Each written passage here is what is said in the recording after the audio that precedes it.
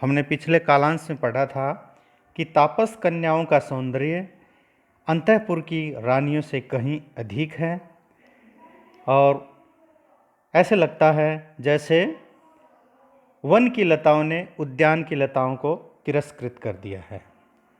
अब राजा देख रहे आश्रम में कि ये तापस कन्याएं घड़े से पौधों में जल का सिंचन का काम कर रही है, तो उनके हाथ इतने कोमल है, इतने सुकुमार है कि जब वो हथेलियों से घड़े को उठाती है तो उनके हाथ लाल हो सकते हैं, क्षतिग्रस्त हो सकते हैं। इनको देख करके राजा सोचते हैं कि इन कन्याओं को ऋषि ने कितने कठिन काम में लगाया है। वास्तव में ये कन्याएं इस काम के योग्य नहीं है, इनसे तो कोई और सरल काम करवाना चाहिए था। तो इन कन्याओं के जल को सिंचने से संबंधित कार्य को देख करके राजा सोच रहे हैं कि वास्तव में ये ऋषि हैं, ये दूरदर्शी नहीं है। पढ़ते हम पद्य, देखिए अगले पद्य में ये बात है। इदम किला व्याज मनोहरम वपु तपय क्षमम साधयितुम यह इच्छति ध्रुवम स नील उत्पल धारया शमीलताम छेतुम ऋषि व्यवस्यति।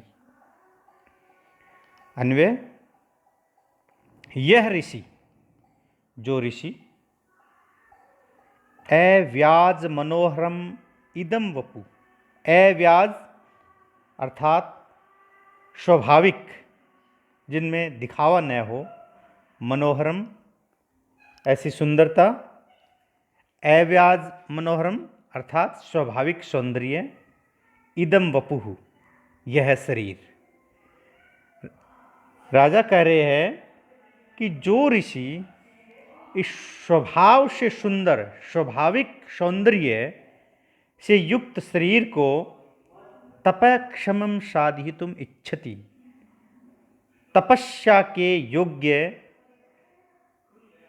बनाना चाहता है, तपः क्षमम साधितुम इच्छति, तपस्या के साधन के योग्य बनाना चाहता है।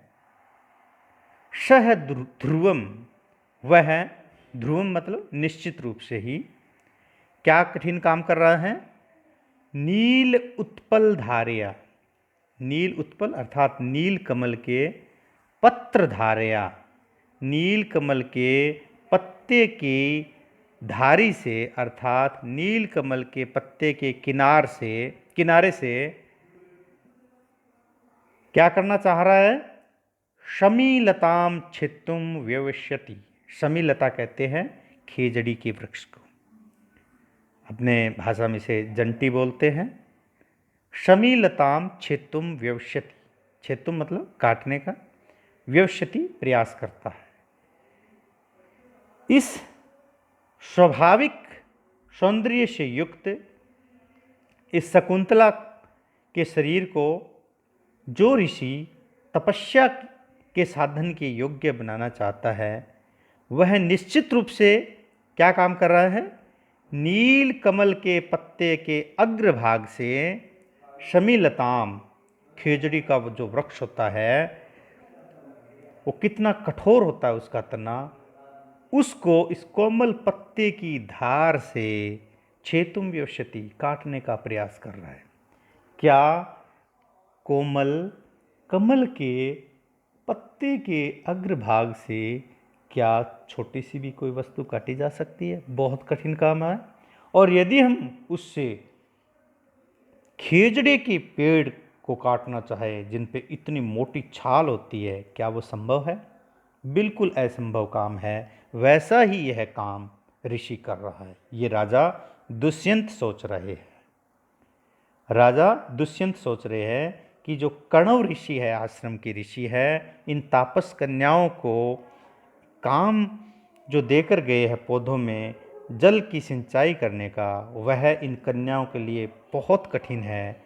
इतना कठिन है जितना एक कोमल पत्ते की धार से खेजड़े के पेड़ को काटना कठिन होता है, इतना ही कठिन इन कन्याओं के द्वारा पौधों में जल सिंचाई का काम करना कठिन है। एक बार फिर बताता हूँ।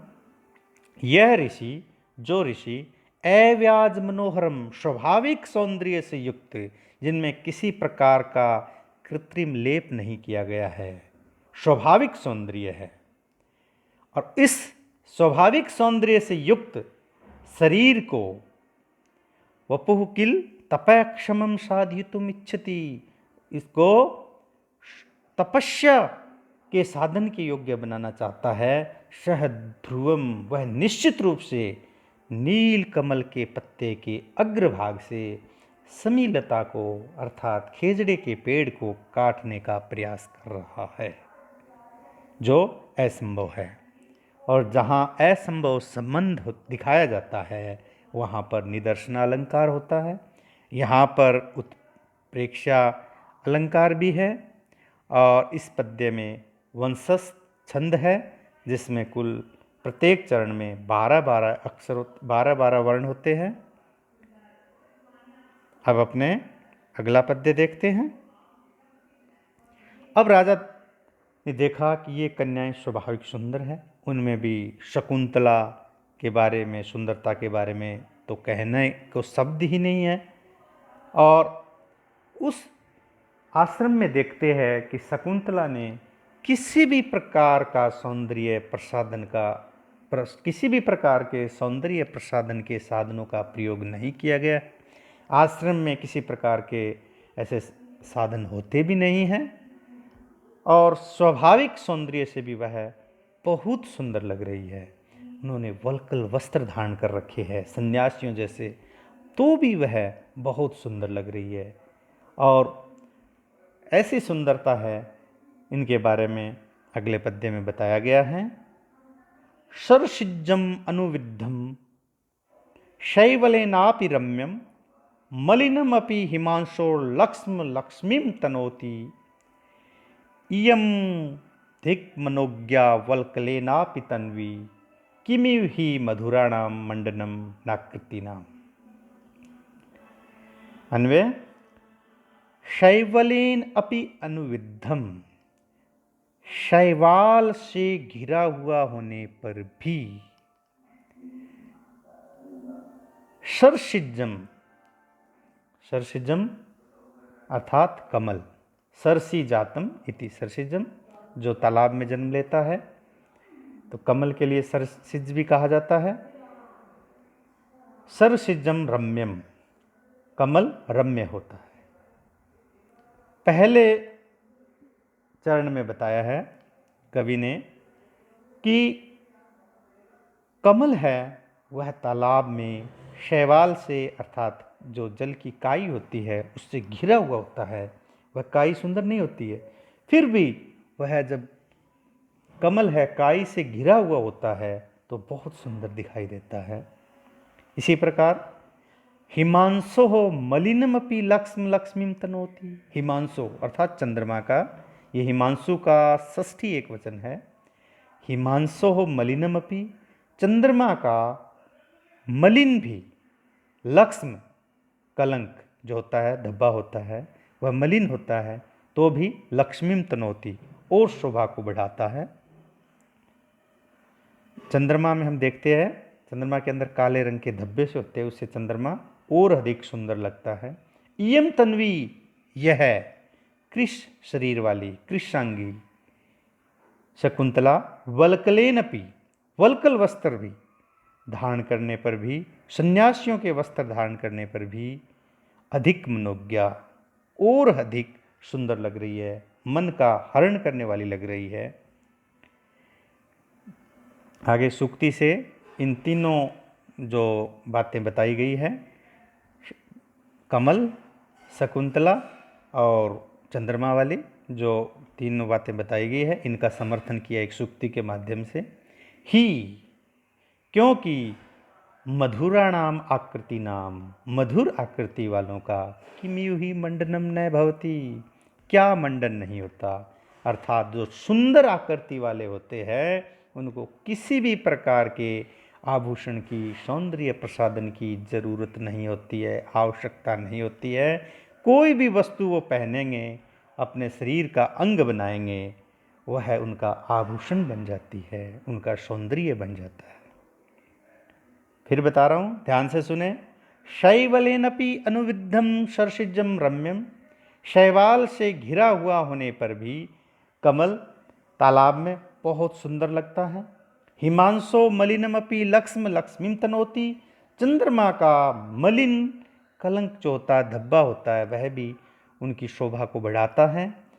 इयम तन्वी वल्कलेनपि अधिक मनोज्ञा अस्ति, और यह तन्वी कृष शरीर वाली, पतले शरीर वाली, कमजोर पतले शरीर वाली यह शकुंतला वल्कल वस्त्र धारण करने पर भी अधिक सुंदर लग रही है, क्योंकि मधुरा नाम आकृति नाम किमी मंडनम न भवती। मधुर आकृति वालों के लिए क्या चीज मंडन नहीं बनती है, क्या वस्तु उनका आभूषण नहीं बनती है।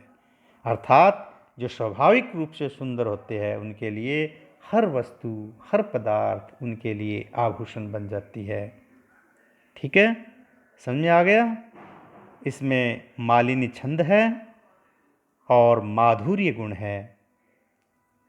मालिनी छंद है, माधुर्य गुण है, और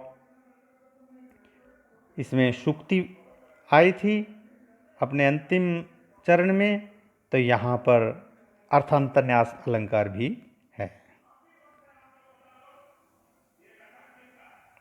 ठीक है, आज इतना ही। धन्यवाद।